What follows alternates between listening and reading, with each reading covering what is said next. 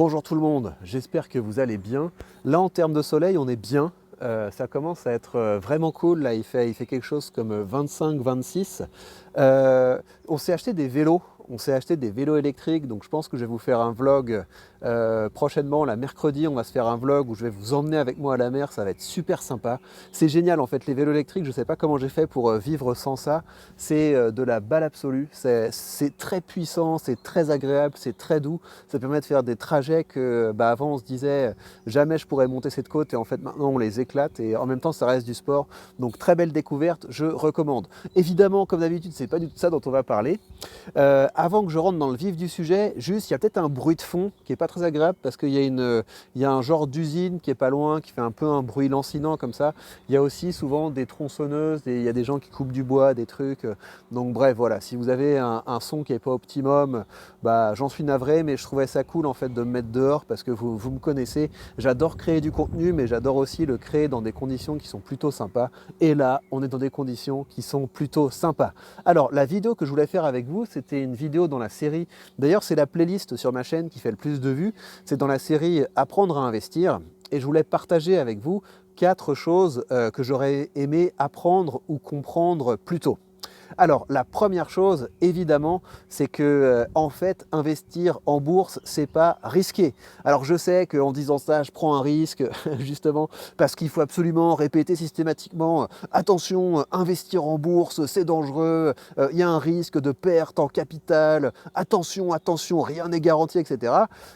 Ok, d'accord, donc disclaimer, investir en bourse comporte des risques. Le fait est que c'est bien moins risqué d'investir en bourse que d'investir sur un livret A. Quand vous avez un horizon de long terme, voilà, avec votre livret A, votre argent mécaniquement se fait bouffer par l'inflation.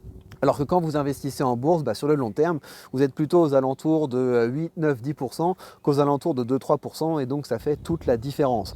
Et donc ça, c'est vraiment un truc, je regrette de ne pas avoir compris plus tôt ça, que les choses qu'on entend sur la bourse du type la bourse c'est complètement cassé la figure, et puis d'autres moments on va entendre la bourse touche des plus hauts, etc. Quand on est loin de ce monde, on a vraiment cette représentation que la bourse c'est quelque chose un peu comme un casino. C'est vraiment quand on commence à dire qu'on investit à des gens qui sont loin de ce monde, les premières réactions c'est ça, c'est ah tu joues au casino, tu commences à jouer avec ton argent, alors que pour moi c'est beaucoup plus jouer avec son argent que de le laisser sur son compte en banque ou que de le mettre sur un livret A que d'investir en bourse. Donc j'aurais vraiment aimé capter ça plus tôt.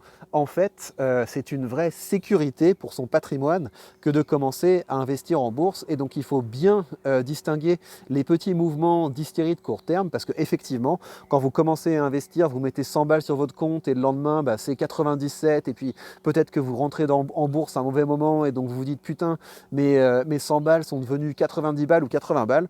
Il y a ces variations de court terme qui peuvent faire peur, et c'est d'ailleurs pour ça qu'il y a beaucoup de gens qui se retiennent d'investir en bourse, mais sur le long terme, on a une courbe qui monte. Donc c'est la première chose que j'aurais aimé comprendre plus tôt. Non, investir en bourse, ce n'est pas jouer avec son argent.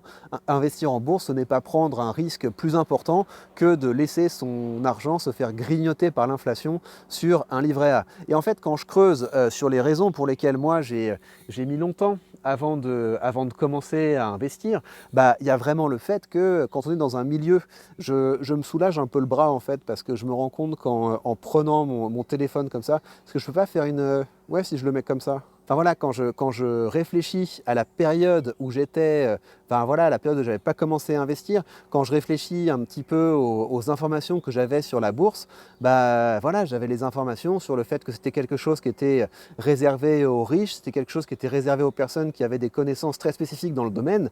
Et là, quand j'essaie de me mettre à la place de quelqu'un qui serait loin du monde de la bourse, qu'est-ce qu'il aurait comme info? Le mec, il va avoir des infos du type Assemblée Générale de Total, c'est un scandale. Quel scandale, ces gens qui touchent des dividendes de Total, etc.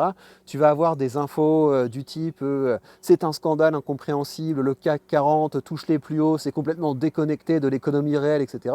Donc on va avoir des informations qui soit nous renforcent dans l'idée que c'est, ça peut pas durer, c'est tellement risqué, c'est tellement déconnecté que ça va finir par s'effondrer comme un château de cartes. Donc ça, c'est la première information qu'on va avoir quand on est assez loin de la bourse.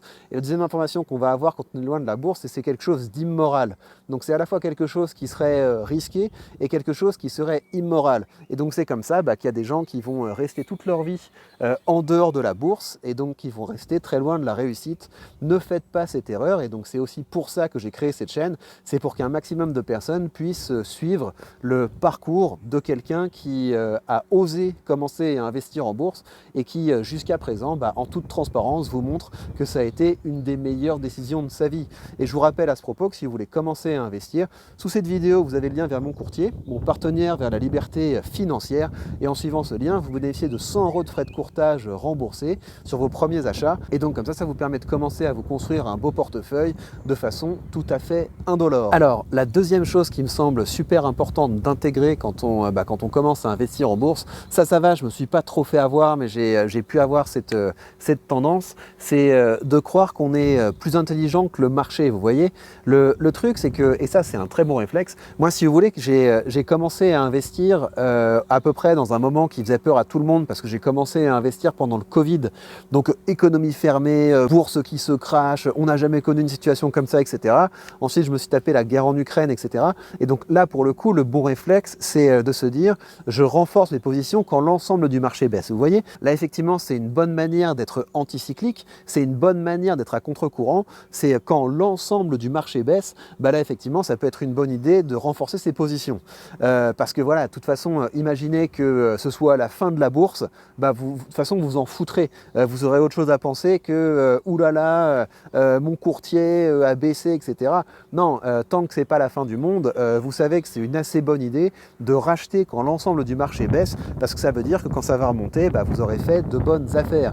Mais ça, c'est une chose. L'autre chose, c'est quand vous avez une entreprise comme ça qui commence à décrocher. Vous avez le marché qui va dans un sens et vous avez une entreprise en particulier qui commence à décrocher. Ça peut être des trucs comme AT&T, comme Intel, vous voyez. Il y a pas mal de gens qui se sont fait avoir avec Intel, de se dire ouais, c'est trop bien que l'entreprise coupe son dividende, moi je suis un ouf, je vais buy the dip, etc. Et donc aujourd'hui, les gens qui sont encore dans Intel se retrouvent avec une boîte qui a une croissance très faiblarde et avec un dividende famélique, inexistant. Et encore, Intel, c'est moins pire que les gens qui ont fait pareil avec des boîtes comme AT&T ou des boîtes un peu comme 3M, etc. Donc le côté se dire, je vais être plus intelligent que les autres, je vais être plus intelligent que le marché et acheter cette boîte que personne ne veut parce que en fait les gens ils la lâchent seulement parce qu'ils ont peur. Non, il faut vraiment distinguer. Des fois le marché baisse dans son ensemble et là effectivement ça peut être malin d'avoir un petit peu plus d'estomac que les autres et d'acheter pendant la baisse, mais il y a certaines boîtes qui baissent parce qu'elles sont nulles. Voilà. Et ça arrive souvent. Le plus souvent, les boîtes qui baissent, surtout quand vous avez des boîtes qui baissent de façon décorrélée par rapport au reste du marché, c'est parce que ce sont des grosses bouses et qu'elles risquent de ne jamais remonter. Donc faites bien attention à ça. De façon générale, c'est stupide de croire qu'on est plus intelligent que les autres, et en bourse, c'est encore plus vrai parce que vu la vitesse à laquelle les informations circulent et vu les concurrents que vous avez, enfin voilà, faut redescendre un petit peu. Non, Jean-Michel DCA, Jean-Michel investisseur particulier, n'a pas une connaissance plus fine de ce qui fait descendre le cours d'une action que des gros investisseurs institutionnels dont c'est le métier de traiter ce genre de données. Donc ça, c'est la deuxième chose qui est importante. Oui, c'est important d'avoir de l'estomac et quand l'ensemble du marché baisse, de se dire « Ok, moi je renforce ». Par contre, quand vous avez une petite boîte toute seule qui commence à décrocher complètement, souvent c'est qu'elle a de très bonnes raisons de décrocher. Troisième chose qui me semble super importante et que j'aurais vraiment aimé intégrer plus tôt, il n'y a pas de place dans votre portefeuille pour des boîtes moyennes. Quand vous voyez l'ensemble des options que vous avez quand vous investissez en bourse, rien ne justifie d'investir dans des boîtes moyennes. Et si je vous dis ça, c'est parce que vous savez, là j'ai relancé le format où je fais des retours sur vos portefeuilles.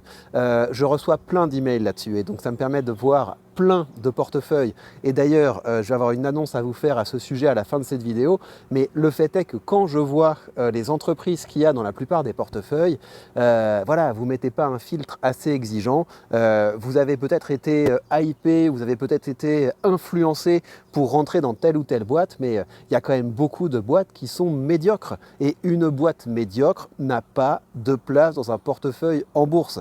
D'autant plus que, enfin voilà, j'imagine que la plupart d'entre vous ont une partie ETF et une partie action.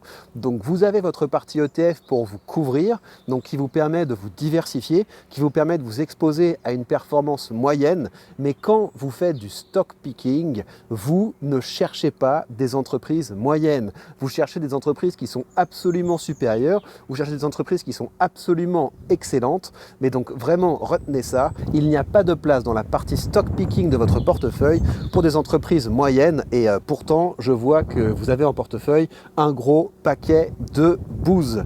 Et puis finalement, et ça c'est lié à ça, il y a vraiment un effet cumulé des connaissances que vous développez en termes d'analyse d'entreprise, en termes d'analyse des finances d'entreprise. Je me rends compte qu'une fois qu'on a analysé le rapport annuel d'une boîte comme Apple, comme Microsoft, etc., ça rend beaucoup plus facile l'analyse et la compréhension des rapports annuels d'autres entreprises. Et donc plutôt vous allez commencer à mettre le nez un petit peu dans les finances des entreprises. Et pour moi, un bon point de départ, c'est de vous dire, voilà, les critères qui sont importants pour moi, c'est cela, cela et cela. Vous commencez par bien comprendre ce que signifient ces critères. Et donc pour ça, je vous montre de temps en temps comment je fais, moi, pour utiliser l'intelligence artificielle pour mieux comprendre les différents critères, mais aussi comment j'utilise l'intelligence artificielle pour avoir des résumés compréhensibles, bien imagés des finances des entreprises. Donc il ne faut pas négliger ça. Si vous avez une partie stock picking de votre portefeuille, vous devez consacrer une petite partie de votre temps à mieux comprendre les ratios financiers, à mieux comprendre les finances des entreprises. Donc en somme, voici les 4 choses que j'aurais aimé comprendre et intégrer beaucoup plus tôt dans mon parcours d'investisseur. Premièrement, c'est que non, investir en bourse, c'est pas jouer au casino. Et ça, si seulement j'avais capté ça à 18 ans, et aujourd'hui j'aurais pas loin d'une centaine de millions en banque. On va essayer de rattraper le retard, hein, mais quand même le temps c'est quelque chose qui est assez difficile à rattraper. Donc voilà, si vous n'avez pas commencé à investir, je sais pas quoi vous dire, mais c'est pas bien et il faut commencer à vous y mettre. Deuxième chose, non, on n'est pas plus intelligent que la moyenne et c'est surtout vrai en bourse.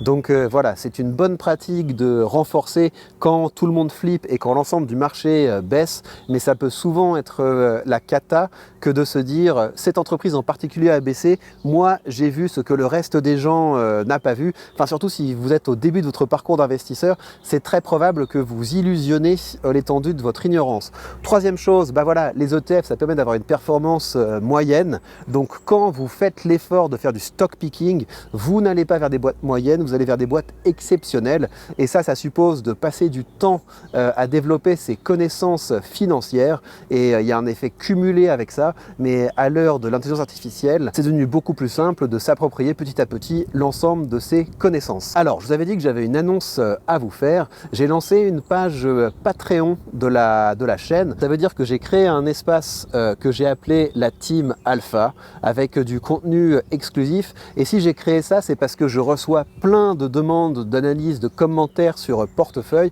En fait, je me rends compte que ça me prend du temps et même si j'aime bien faire ça de temps en temps ou faire un épisode où j'analyse ça, je peux pas répondre à l'ensemble de vos demandes. Pourtant, je trouve que c'est important, je trouve que c'est utile et je trouve que c'est intéressant.